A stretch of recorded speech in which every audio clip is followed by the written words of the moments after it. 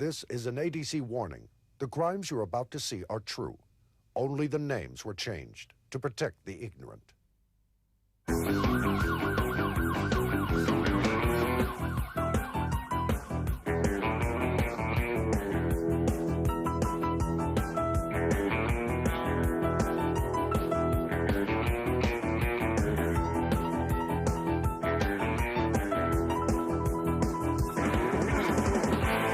Tonight, on America's Dumbest Criminals, a girlfriend who bails out her beau.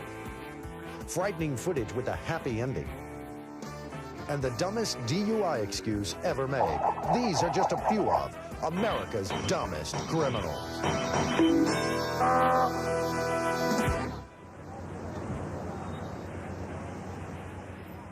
Welcome to America's Dumbest Criminals. I'm Daniel Butler. You know, the minute you decide to break the law, you become dumb.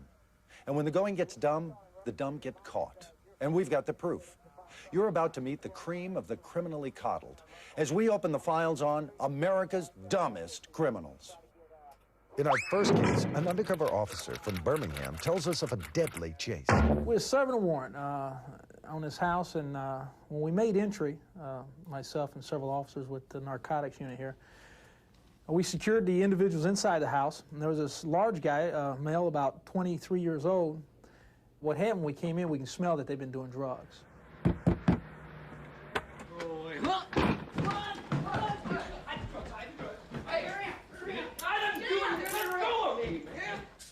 And when he was being escorted into a room to be searched, he got an idea about escaping, even though we had the perimeter all secured. So as he got to the room, he just barreled his head down and headed straight for the window. Our dumb criminal is about to learn his ABCs. A, the window is closed. B, he's on the second floor, not the first. And C, he cannot fly. Myself and other officers, when we looked out, and there he was, straight down, he hit the ground. We thought for sure he was dead. We're looking at him, all of a sudden he pops up, starts running from us now.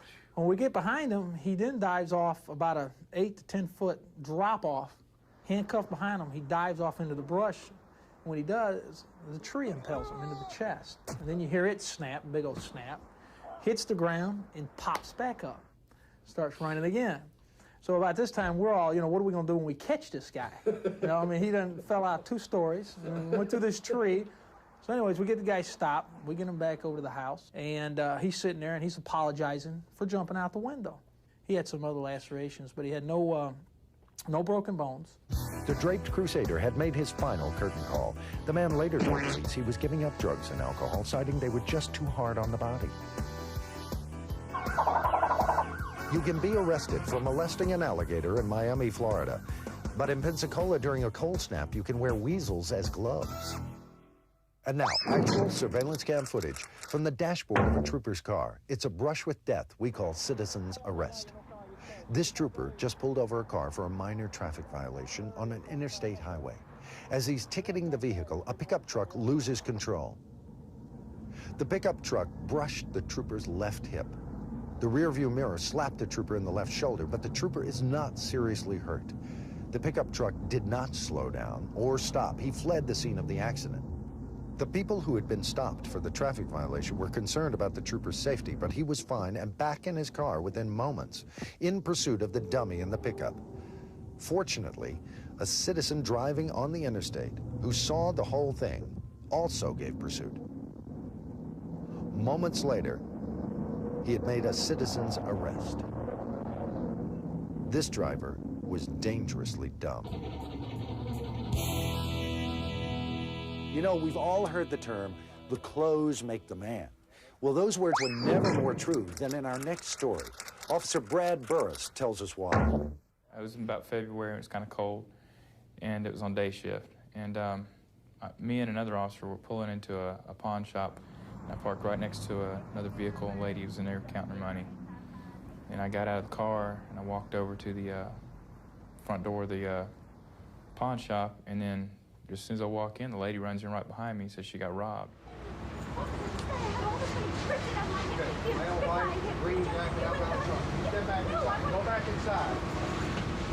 I get in my car, I circulate about 2 blocks, and I see this guy walking across this little field. heavy-set guy, and it's pretty cold outside, and all he's wearing is a T-shirt, and he's sweating bullets. So I figured maybe he probably did a little running, and so I got out and started talking to him. Went over there where he was standing, and there's the lady's money, and there's a green jacket that he was described as wearing with like a leather collar on it. And he's swearing up down it's not his jacket. He just walked by there. It's not his jacket. So I asked him if he had any identification on him. He handed me his driver's license. I just gave it to you, man. That's my Is that your picture in that Hey, license? I gave you that license. My Then this picture is on your it. jacket. Oh, yeah? How you figure that, man? Because you're wearing it in this picture.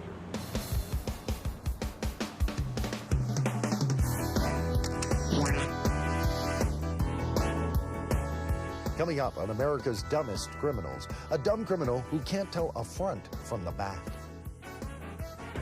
If you're a law enforcement officer, active or retired, and you've ever had an encounter with a dumb criminal, then we need your stories. Just write it down and send it to America's Dumbest Criminals. Post Office Box 1628, Franklin, Tennessee 37065. We do compensate officers for stories, or reach us on the internet.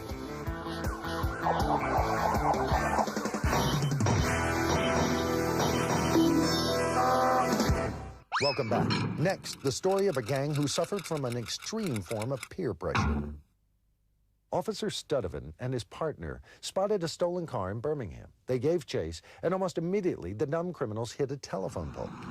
Now, there were 5 suspects inside the car and only 2 officers. Now, ordinarily, that meant that 3 of the suspects would get away just from the simple math of it.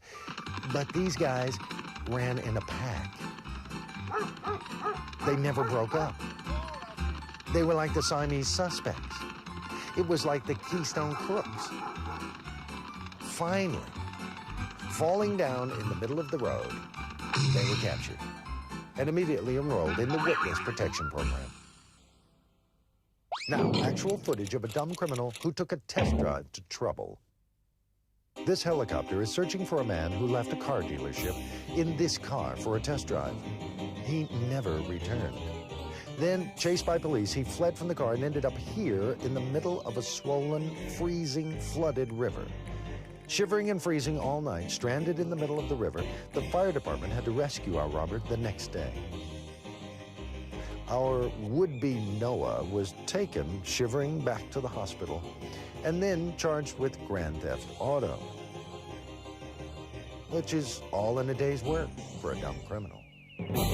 This next story involves a smooth-talking convenience store robber who says 2 words too many. This here is a story about a robber. He walked into this Quick Mart and decided he was going to rob it. You working by yourself today? And there was a girl behind the counter, and he told her to back away from the cash register. We'll rob a store. And don't hit that button under the counter. I wasn't. Hey, how do you know about that button?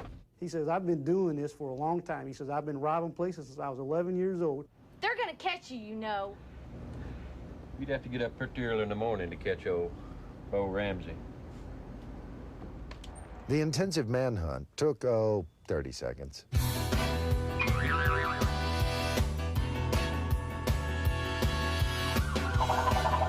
The United States has more lawyers than any other country in the world. There are 846,000 active or resident attorneys in the U.S. today. We also have the most ambulances, which might account for the unusually high number of attorneys. And now we take you inside the courtroom for trial and error. Let's hear how a would-be robber at a fast food restaurant arrives just ahead of schedule. Now, Mr. Davey, what happened that morning when the man stepped up to the counter and demanded the money? I said, I can't give you any money because the cash drawer isn't open. And when he told you to open the cash drawer? I said it won't open without a food order. And when he ordered the onion rings? I said, I'm sorry, they're not available for breakfast, fool. That's when he turned around and stomped off.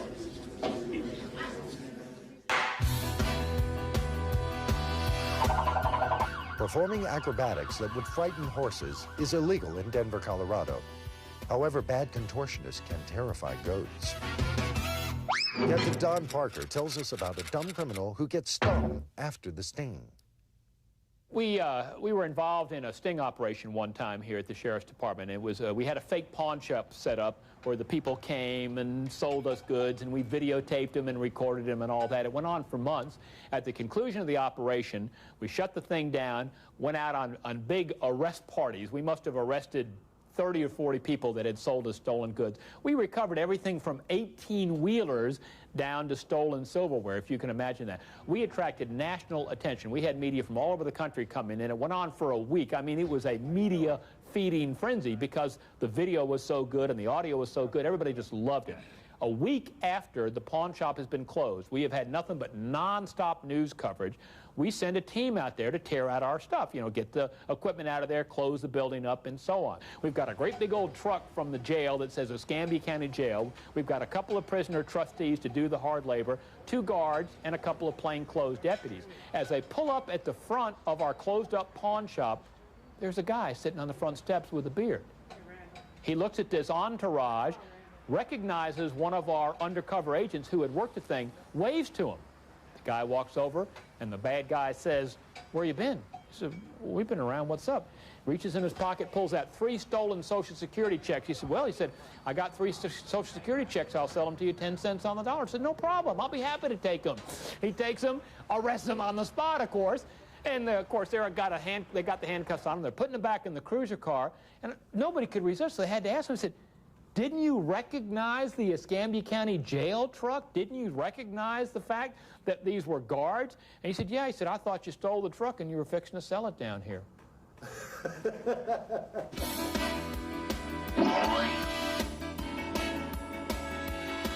Coming up, a motorist who picks a designated driver a little too late on America's Dumbest Criminals.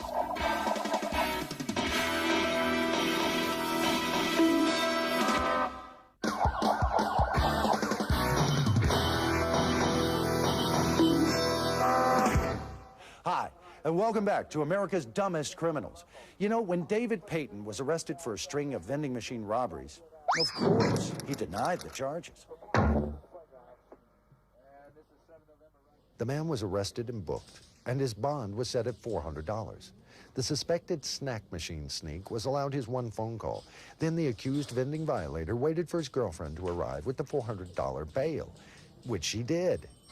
All 1,600 quarters. A 2-bit thief who needs to get a life and a new girlfriend. Police horses in New York get a 15-minute break for every 2 hours they work. But in Wisconsin, dairy cows get an hour-and-a-half nap every day. Officer Brian Barton told our ABC crew about a particular drunk who chose the wrong designated driver. Okay, I was in the downtown area, and they put out on the radio about a vehicle involved in an accident, gave a description. A few blocks away from the accident, or the scene of the accident, I observed the vehicle with a lot of damage to the driver's side of the car. I got a tag track on it. 1208 Basswood Avenue, male subject. When I stopped the vehicle, there were 4 individuals in it. The only door they could come out was the passenger door, and they started coming out the passenger door of the car. Hey, sir, you in the back seat? Exit the vehicle first, please. Everyone follow. Man, I told you shouldn't have... Rear of the vehicle, please. Thank you. The driver, being the last individual coming out of the car, crawled across the front seat, obviously intoxicated.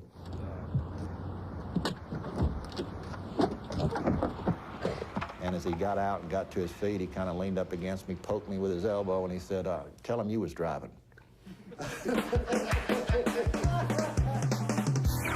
ABC quiz number 1213.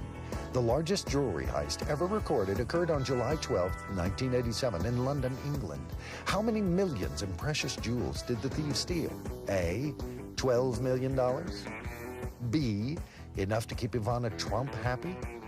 Or C, $40 million worth of jewels? The correct answer was C. The thief stole $40 million in precious jewels, almost enough to keep Ivana Trump happy. And now, actual footage of a bank robber known as the Stinky Bandit. This man had robbed many banks, and he was caught on surveillance cam more than once.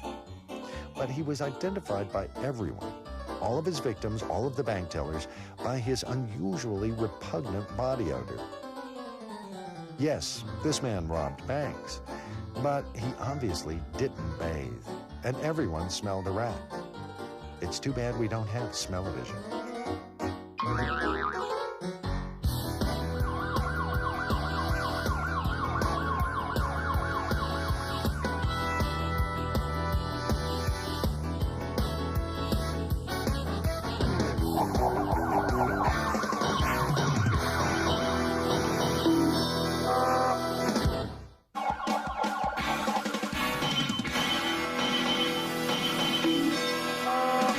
You know, sometimes to catch an evasive suspect, the police must have dogged determination, even when they don't have a dog. Here's 25-year Birmingham veteran Johnny Cooley with a story we call No Dog Night.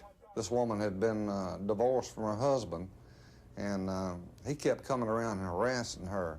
And he did this like 5 or 6 times a week. Every night we'd get a call up there, her husband's back up there. Well, every time we would go up there, he would see lights coming down the road. Well, he would run into the woods behind our house. So we never could catch him. So one night we were fairly close, and she sent me up there as a backup with another car. Well, you know, we went around the house. He went this way, and I went around this way. Nowhere in sight. So we got to looking in the backyard, and we noticed that the door was open that goes underneath the house. In there. You open the door. Ready? Yeah. Police department, come on out! We happened just to look in there and shine our light, and he was crawled up in a crawl space underneath the house and had a pistol in there with him. He said, y'all don't come in. Says, I'm gonna shoot if y'all come through that hole. Come on out with your hands up. Come on out. And we tried to talk him to, you know, to come out, and he wouldn't do it. So I told my buddy, I said, I made sure he could hear me.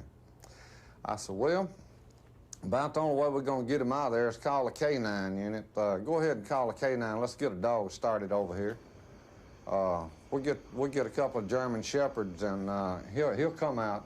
Come on out. I'm gonna send those dogs in. I'm gonna call a K9 unit. You're gonna have to come on in here and get me. So, in a few minutes, I told my buddy, I said, go see if the dogs are here yet. You know, he did. He stomped his feet. He was standing right there. He come back just a second, and he says, yeah, they're here, so where you want them? Said, we need to put them in this crawl space right here. He's up underneath that brick column right up there. Go ahead and unleash your dogs. And my buddy was standing there. He was going, woo, woo, woo, woo, woo, woo, woo, woo. Woo, woo, woo, woo, woo, woo, woo, woo, woo. Come on out.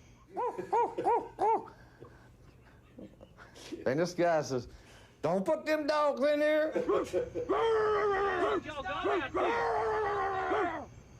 All right, don't put them dogs in here. Don't put some of them dogs in. Come out. Stay down now. Keep your head down. Come on out. Hands behind your back. Hands behind your back. Other hand, other hand. And I handcuffed him and got him up, started walking. Stand and up. he was looking. Where's them dogs at? Oh, man, y'all done fooled me. Life on the other side of the law isn't glamorous at all. It's just plain stupid. Well, that's all the time we have for this show. We'd like to thank the men and women of law enforcement throughout the country for their dedication and their stories. I'm Daniel Butler saying, don't be dumb, don't break the law, or we'll catch you next time on America's Dumbest Criminals.